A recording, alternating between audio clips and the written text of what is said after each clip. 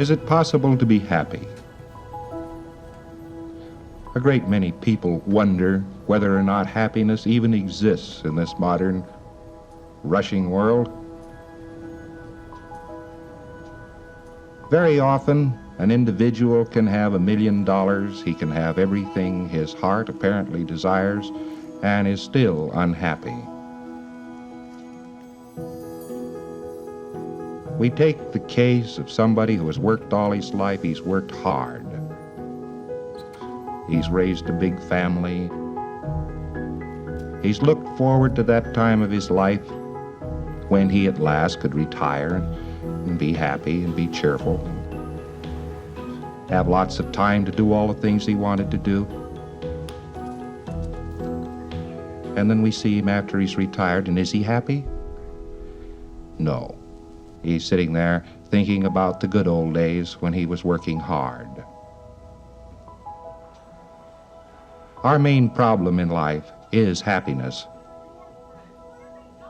The world today may or may not be designed to be a happy world. It may or may not be possible for you to be happy in this world. And yet, nearly all of us have the goal of being happy and cheerful about existence. And then very often we look around at the world around us and say, well, nobody could be happy in this place. We look at the dirty dishes in the sink, and the car needing a coat of paint, and the fact that we need a new gas heater, we need a new coat, we need new shoes, or we just like to have better shoes, and say, well, how could anybody possibly be happy when actually he can't have everything he wants? He is unable to do all the things he'd like to do, and therefore this environment doesn't permit a person to be as happy as he could be. Well, I'll tell you a funny thing, a lot of philosophers have said this many, many times, but the truth of the matter is that all the happiness you'll ever find lies in you. You remember when you were maybe 5 years old and you went out in the morning and you looked at the day and it was a very, very beautiful day. You looked at flowers and they were very beautiful flowers.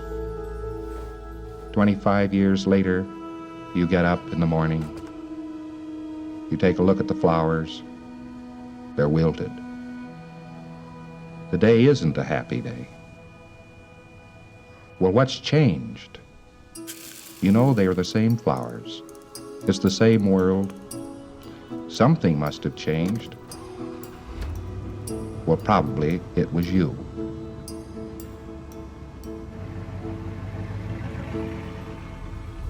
Actually, a little child derives all of his pleasure in life from the grace he puts upon life. He waves a magic hand and turns all manner of interesting things into being out in the society. Where does he do this? He goes down and he looks at the cop.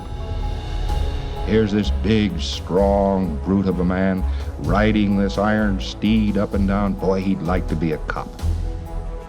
Yes, sir, he'd sure like to be a cop. 25 years later, he looks at that cop riding up and down, checking his speedometer, and says, doggone these cops. Well, what's changed here? Has the cop changed? No, just the attitude toward the cop.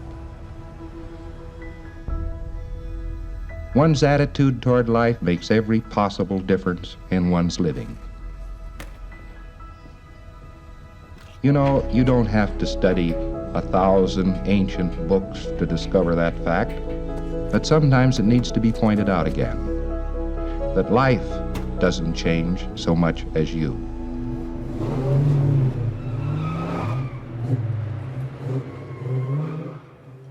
The day when you stop building your own environment, when you stop building your own surroundings, when you stop waving a magic hand and gracing everything around you with magic and beauty, things cease to be magical, things cease to be beautiful.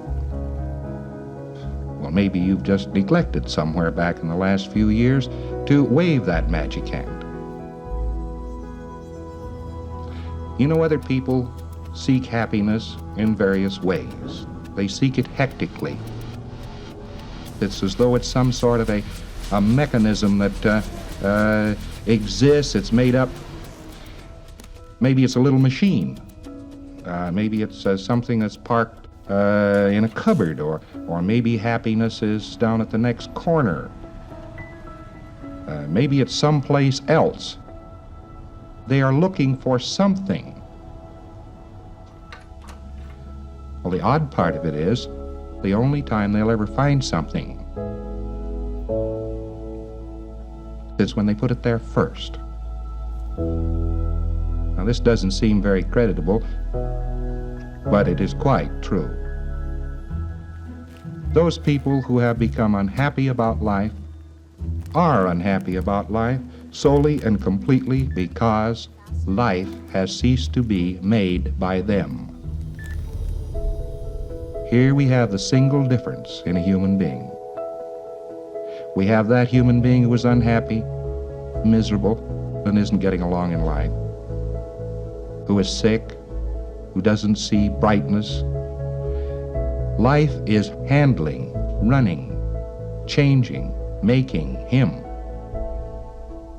And here we have somebody who's happy, who is cheerful, who is strong, who finds there is something worth doing in life. What do we discover in this person? We find out that he is making life. Now there's actually the single difference. Are you making life, or is life making you? And when we go into this, we find out that a person has stopped making life because he himself has decided that life cannot be made. Some failure, some small failure, maybe not graduating with the same class, maybe that failure that had to do with not marrying quite the first man or woman who came along and seemed desirable. Maybe the failure of having lost a car, or just some minor thing in life started this attitude. A person looked around one day and said, well, I've lost. And after that, life makes him. He doesn't make life anymore. Well, this would be a very dreadful situation if nothing could be done about it.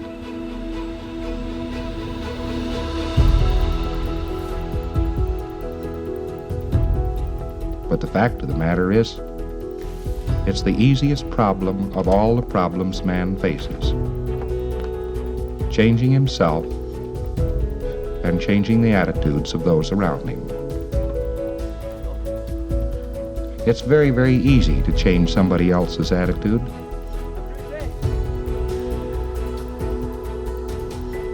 Yet you are totally dependent upon other people's attitudes. Somebody's attitude toward you may make or break your life. Did it ever occur to you that your home holds together? Probably because of the attitude the other person has toward you. Well, so there's two problems here. You have to change two attitudes. One, your attitude toward somebody else. And two, their attitude toward you. Well, are there ways to do these things? Yes, fortunately, there are. For many, many, many centuries, man has desired to know how to change the mind and condition of himself and his fellows. Actually, man hadn't accumulated enough information to do this up to relatively few years ago. But we're living in a very fast-paced world. We're living in a world where magic is liable to occur at any time, and has. Man now understands a great many things about the universe he lives in which he never understood before. And amongst the things which he now understands is the human mind. The human mind is not an unsolved problem. 19th century psychology did not solve the problem. That doesn't mean that it hasn't been solved. In modern times, the most interesting miracles are taking place all across this country and across the other continents of Earth. What do these miracles consist of? They consist of people becoming well.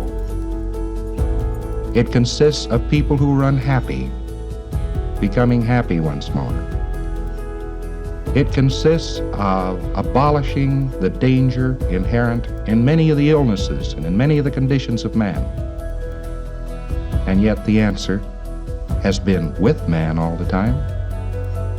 Man has been able to reach out and find this answer. But perhaps man himself had to change. Perhaps he had to come up into modern times to find out that the physical universe was not composed of demons and ghosts, to outlive his superstitions, to outlive the ignorance of his forebears. Perhaps he had to do everything, including invent the atom bomb, before he could find himself. Well, he has pretty well mastered the physical universe now. The physical universe is to him now rather a pawn. He can do many things with it. And, having conquered that, he can now conquer himself. The truth of the matter is, he has conquered himself. Scientology came about because of man's increased knowledge of energy. Man became possessed of more information about energy than he had ever had before in all of his history. And amongst that, he came into possession of information about the energy which is his own mind. The body is an energy mechanism. Naturally, a person who cannot handle energy could not handle a body. He would be tired. He would be upset. He'd be unhappy.